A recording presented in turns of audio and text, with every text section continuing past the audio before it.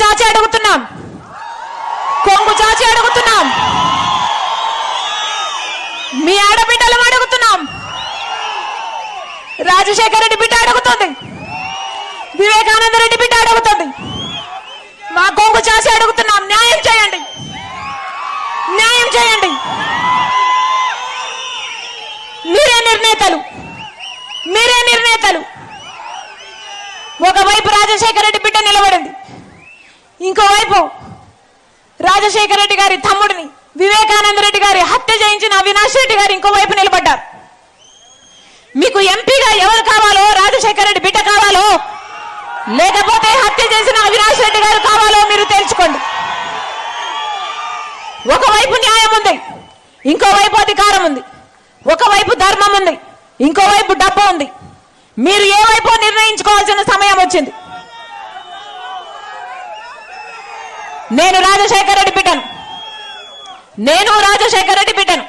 పులి కడుపున పులే పుడుతుంది.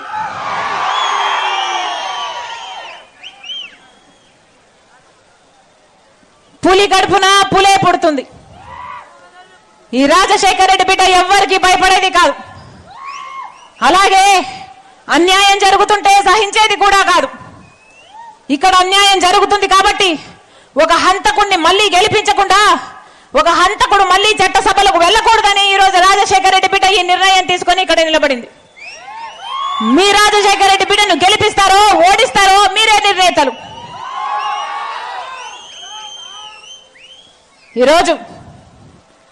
ఈ రోజుటికి 4 రోజులైంది కడప ఎంపీగా నేను నిలబడుతున్నాను అని. నేను కడప పార్లమెంటు స్థానంలో తిరగబట్టి 4 రోజులైంది.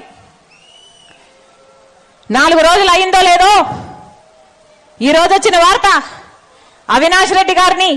సమస్య లేని ఇల్లు ఉండదు, పరిష్కారం లేని సమస్య ఉండదు. బంధాలు గొప్పవి, బాధలు చిన్నవి.